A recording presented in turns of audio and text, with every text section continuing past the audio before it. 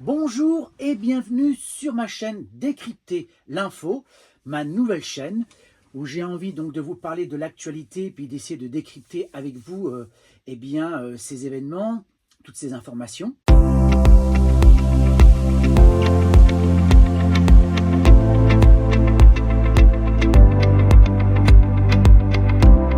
On va commencer par le détournement massif 2 milliards de TVA pour gaver les grands groupes du CAC 40. On parle de 270 milliards par an. C'est ainsi que fonctionne l'économie française depuis l'arrivée des banksters au pouvoir en France. Une accélération spectaculaire a été constatée depuis l'arrivée du misérable Emmanuel Macron.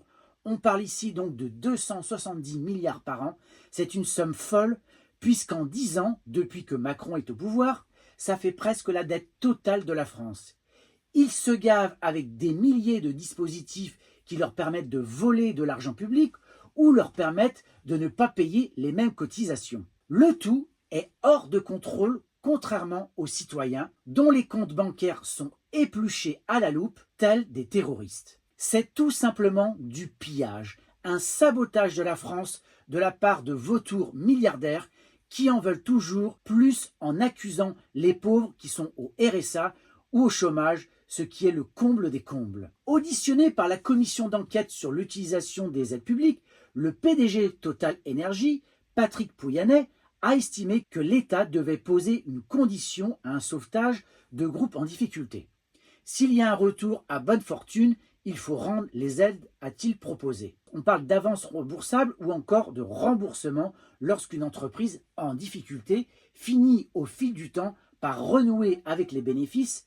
Ces quelques pistes ont en tout cas eu l'attention du rapporteur et donc c'est cela qui intéresse. Donc quand on dit qu'il n'y a pas d'argent en France, c'est un pur mensonge, un total mensonge. C'est un foutage de gueule avec en plus la complicité des médias qui ne font pas leur travail. Au final, on se rend compte que les milliards, on peut les trouver, et largement. On peut rembourser notre dette et faire fonctionner tous nos services publics. Donc, on parle là de la police, de la justice. On peut parler aussi de l'hôpital, puisque là, il y a un problème aussi qui est grave. L'état des routes, etc., etc. Donc, vous vous rendez compte un petit peu du mensonge qu'on nous rapporte matin, midi et soir, où la France est dans une catastrophe, où on cherche bien sûr des boucs émissaires, parce que tout ça, bien évidemment, il faut le cacher, il ne faut surtout pas en parler. Et qu'est-ce qu'on fait? On explique que l'extrême gauche, ce sont les méchants, ce sont eux qui veulent le chaos, parce que ce sont eux qui parlent justement de cet argent qui est gaspillé, qui est donné aux plus riches. Qu'est-ce qu'on fait? On manipule en prétendant que l'extrême gauche ne s'intéresse pas à la France, ce ne sont pas des patriotes, qu'ils veulent le chaos, qu'ils veulent que les Français mettent le feu à la France, alors que ceux qui mettent le chaos, c'est précisément ceux qui nous gouvernent. Ce sont eux les terroristes. Donc il va falloir peut-être qu'un jour, les Français se réveillent, parce que là, ce n'est pas le cas. Autant vous dire que ce n'est pas le cas. Parce que quand on regarde ce qui se passe sur les réseaux sociaux, ils suivent la mouvance, un petit peu la manipulation qu'on nous sert tous les jours sur les plateaux télé, notamment sur CNews, mais sur d'autres aussi, en nous expliquant que la France va mal parce qu'il y a trop d'étrangers, que les étrangers nous piquent notre argent, alors qu'en fait, ce sont les milliardaires. Je ne sais pas, à vous de me dire ce que vous en pensez. Autre actualité, Agathe Hilaret, une joggeuse, a été violée et assassinée par un multirécidiviste relâché par la justice. Cette femme a disparu à Vivonne et les enquêteurs ont retrouvé son corps le 4 mai, marquant un tournant tragique. Un suspect de 59 ans, récemment libéré avec un casier judiciaire effrayant, et ce qui démontre à quel point le système judiciaire français est défaillant, voire dangereux. En effet, son passé criminel préoccupe au plus haut point. Il purgea 12 ans pour viol en 1994, 30 ans pour une agression en 2003. Malgré cela, des juges l'ont libéré en 2024, déclenchant une vague de critiques. Cette décision révèle les failles du système judiciaire français et ce n'est pas une première. En outre, les statistiques inquiètent les observateurs. En 2022, la récidive atteignait 17,5%. Les Français demandent une réforme urgente du système ainsi qu'une responsabilisation directe des magistrats responsables de telles fautes. Enfin, cette affaire pousse à repenser la gestion des récidivistes. Les familles des victimes exigent des réponses claires, et c'est la moindre des choses. Les autorités promettent une enquête approfondie pour rétablir la confiance. La justice française doit désormais prouver son efficacité et surtout protéger les citoyens et les plus fragiles, notamment les femmes et les enfants. Ce n'est pas une première et malheureusement, quand on a affaire à ce genre d'individus, notamment ceux qui doivent être suivis en psychiatrie, parce que là on parle de quelqu'un qui a des troubles psychiatriques, hein, il n'y a pas photo, hein. C'est pareil pour les violeurs d'enfants, pour ceux qui assassinent des enfants. Ce sont des gens qui ont des graves problèmes mentaux. Malheureusement, eh bien, l'État, une fois de plus, a bradé la psychiatrie. Les moyens sont dérisoires aujourd'hui, les psychiatres sont débordés, les psychologues aussi. Et bien sûr, qu'est-ce qui se passe? Eh bien, on relâche les fous et on en voit partout. Il n'y a plus de place, il n'y a plus de place nulle part. Et malheureusement, on arrive à de tels drames.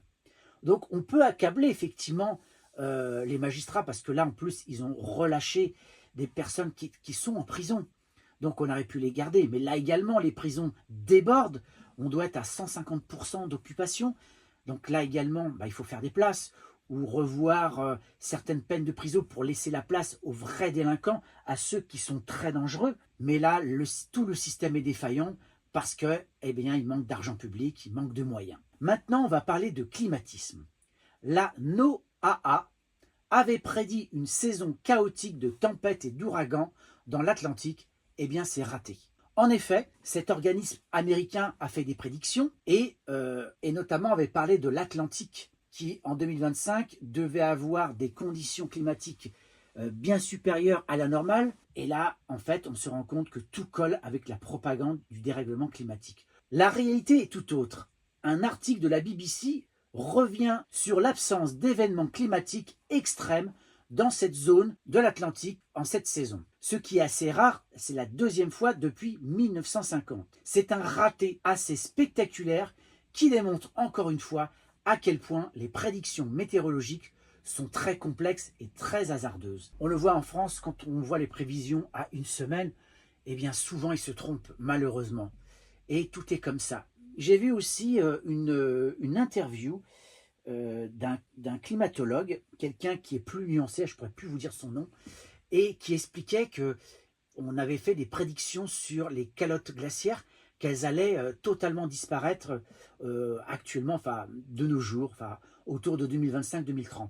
On se rend compte que certes, il y a de la fonte glaciaire, mais que ce n'est pas du tout la catastrophe qui avait été annoncée, loin de là. Tout ça, c'est encore une communication anxiogène de la part des autorités qui ne vérifient pas. En tout cas, c'est encore un raté qui ne va pas les empêcher de récidiver encore et encore. Maintenant, on va parler de la traite des êtres humains. Un élu lyonnais, écoutez-moi ça, coincé au Mexique depuis 6 mois avec 2 bébés achetés par GPA. L'article de la Tribune de Lyon mentionne que David Souvestre, élu lyonnais, se trouve confronté à des complications administratives au Mexique où il est bloqué avec ses 2 bébés achetés, nés par GPA. Le consulat français ne reconnaît pas les actes de naissance de ses enfants, ce qui empêche leurs inscriptions à l'état civil français et complique leur retour en France. De fait, il vient chialer dans les médias locaux pour espérer régulariser leur situation, pourtant illégale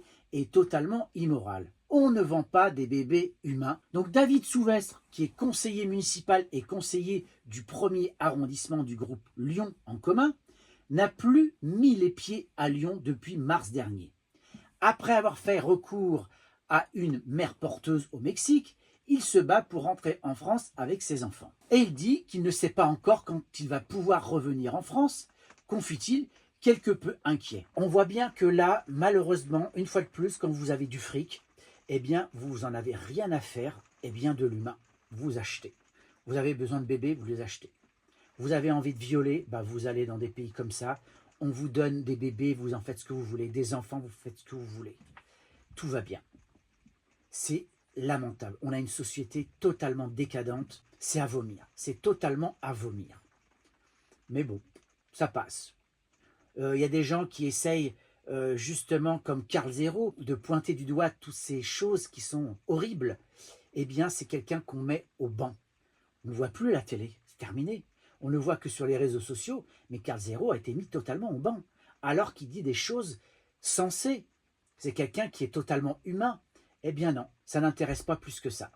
En tout cas, les médias mainstream ne l'invitent plus. Parlons maintenant d'une justice qui enquête sur un vaste système de détournement de fonds publics dans les rangs des sénateurs UMP, dont Retailleau. Une enquête révèle un vaste système de détournement de fonds aujourd'hui chez les Républicains. Entre 2002 et 2014, des sénateurs auraient, écoutez-moi, détourné environ 400 000 € via l'Union républicaine du Sénat, l'URS, et le Cercle de réflexion et d'études sur les problèmes internationaux qu'on appelle le CRESPI. Henri de Raincourt, ancien président du groupe UMP, a admis avoir retiré jusqu'à 6 000 € mensuels en liquide. Il remit ces sommes à Jean-Claude Carle, trésorier du groupe, sans transparence. Par ailleurs, François Fillon, ancien Premier ministre, se trouve impliqué dans cette affaire. Tiens donc, des documents montrent qu'il reçut environ 21 000 € en 18 mois via des chèques signés par Raincourt. Bruno Retailleau, actuelle figure des Républicains, ne reste pas en marge de cette controverse. Des mentions de remboursement de frais apparaissent sur les tableaux comptables le concernant, soulignant des pratiques plus que douteuses. Malgré l'ouverture d'une instruction judiciaire, l'enquête stagne après des demandes de nullité de mise en examen. Cependant, une révélation choc émerge.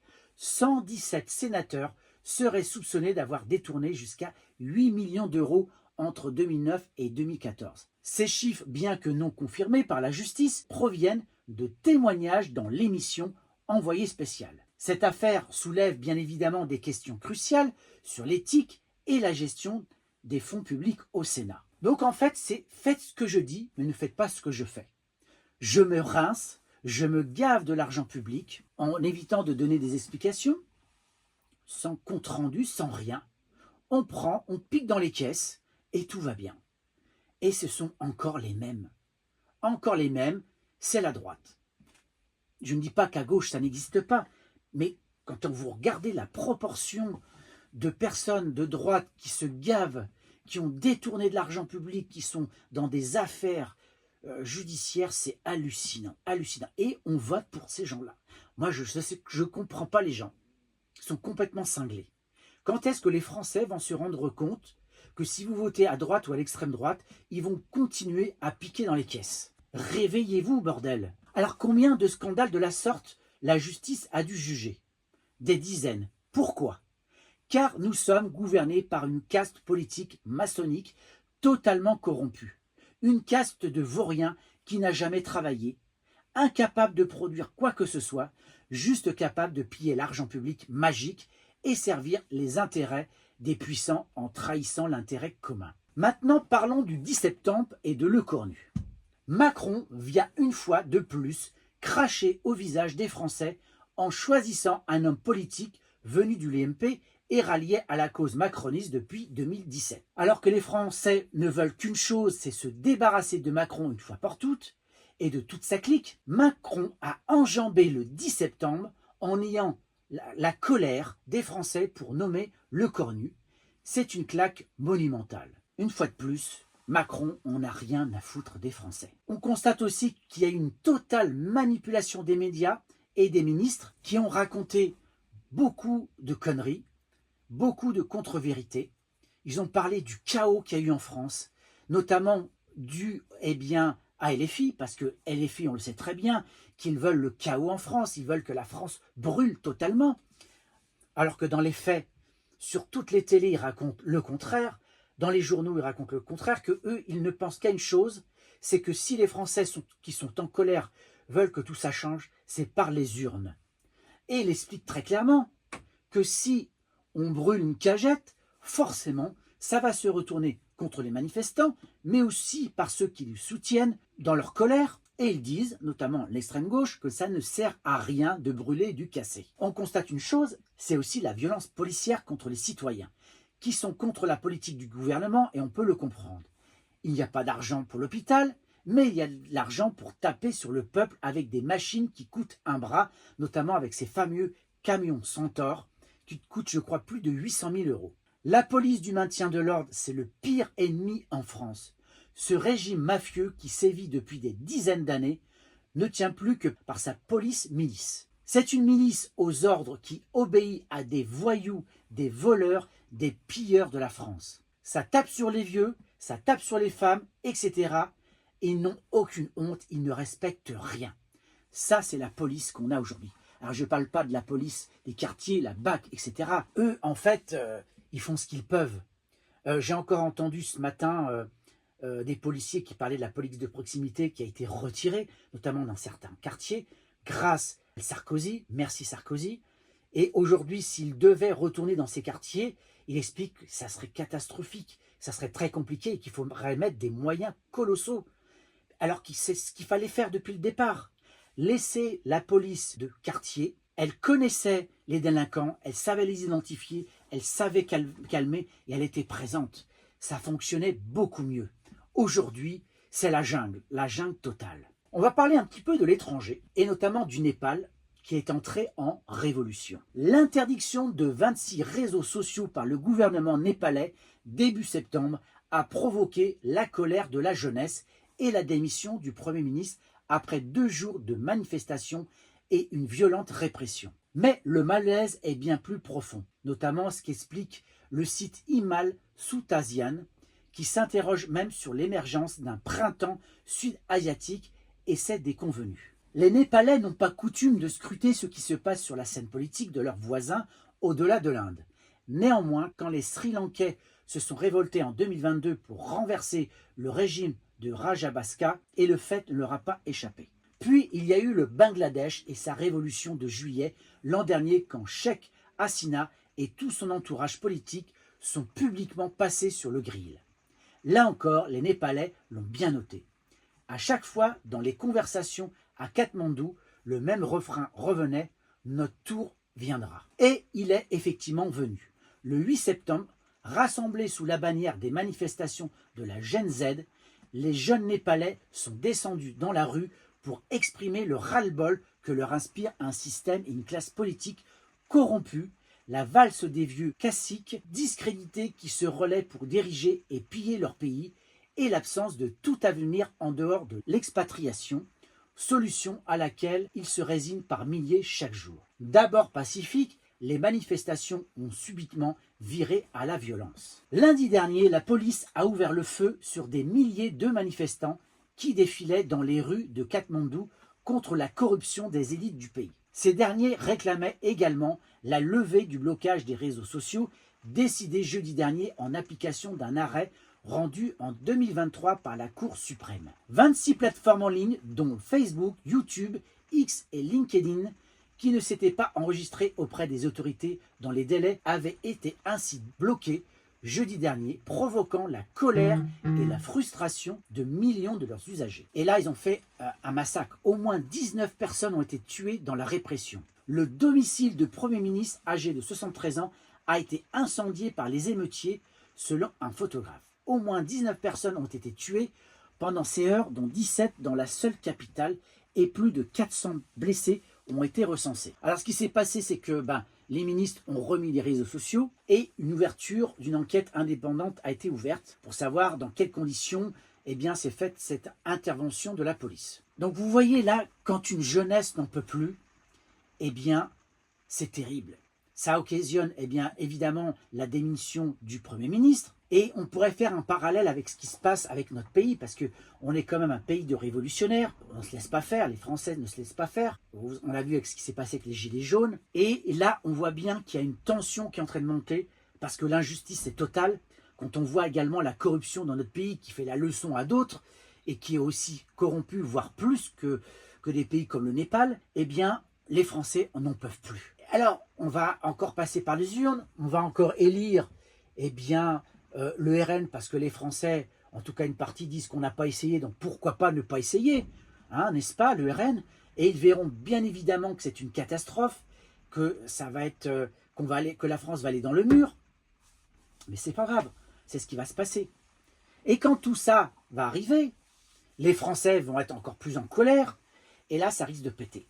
Et de péter gravement, parce que là, on n'en peut plus de ces élites qui nous servent à rien, à part piller l'argent public, nos impôts, pour les donner aux plus riches et pour se gaver eux-mêmes. On va parler d'intelligence artificielle maintenant. L'Albanie a nommé un ministre généré par IA, et c'est une première mondiale.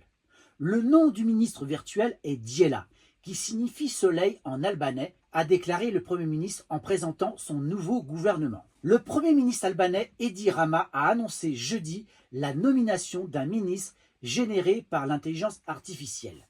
Alors moi au départ, je croyais que c'était une connerie, eh ben non. Le nom du ministre virtuel est donc Diela, qui signifie donc soleil comme je l'ai dit. Alors imagine-t-on un ministre généré par intelligence artificielle aux rênes de Bercy. C'est la grande nouveauté, une première mondiale que vient d'annoncer l'Albanie. Son premier ministre, Edi Rama, a annoncé la nomination de ce ministre IA chargé des marchés publics. Donc Edi Rama est un socialiste, donc son parti a remporté une large victoire aux élections législatives de mai. Il décide que Diela serait le premier membre du gouvernement qui n'est pas présent physiquement, mais créé virtuellement par intelligence artificielle. L'idée, c'est de lutter contre la corruption. Avec ce ministre IA, les appels d'offres publics seront exempts de corruption à 100% et chaque denier public soumis à la procédure d'appel d'offres qui sera parfaitement transparente, a argumenté donc le responsable albanais. Il ne s'agit donc pas de science-fiction, mais du devoir de Diela, a-t-il souligné, ajoutant que le ministre évaluera les appels d'offres et aura le droit de recruter des talents dans le monde entier. Diela avait été lancé en janvier en tant qu'assistant virtuel généré par IA, représenté par une femme habillée d'un costume traditionnel albanais pour aider la population à utiliser la plateforme officielle e-Albania qui fournit des documents officiels et services divers. Jusqu'ici, Diela a aidé à l'émission de 36 600 documents numériques et a fourni près d'1 millier de services sur la plateforme selon les chiffres officiels. Alors là, plusieurs choses à dire. Parce que là, dans un premier temps, je me dis, mais c'est quoi cette société? Mais où est-ce qu'on va? Parce que maintenant, on va remplacer comme ça les humains par de l'IA. Donc si c'est pour amener les gens vers le chômage, c'est pas franchement un avenir réjouissant. Imaginez-vous, demain, vous allez dans toutes les administrations, vous vous retrouvez avec un robot qui est géré par une IA. À mon avis, ça va être compliqué. Mais là, avec tout ce qui se passe et toute la corruption qu'est-ce qu'on voit sortir en France, hein, on l'a vu avec nos différents ministres, nos différents hommes politiques qui sont corrompus jusqu'à l'os, on se dit pourquoi pas à la limite. Je pense qu'ils feront largement mieux que nos ministres, non? Qu'est-ce que vous en pensez? Moi en tout cas je me pose la question. Si ça pouvait éviter la corruption, on va voir. Moi je serais curieux de voir un petit peu comment les choses vont évoluer en Albanie. Mais si les choses se passent plutôt bien et qu'au final la corruption diminue drastiquement, alors je pense que peut-être une IA gérera certainement mieux l'État français qu'un Macron ou qu'un Attal ou que c'est Retailleau et compagnie. Sincèrement, et en plus ça va pas nous coûter une blinde comme nos ministres qui nous coûtent une blinde à vie. Parce que c'est ça qu'il faut regarder.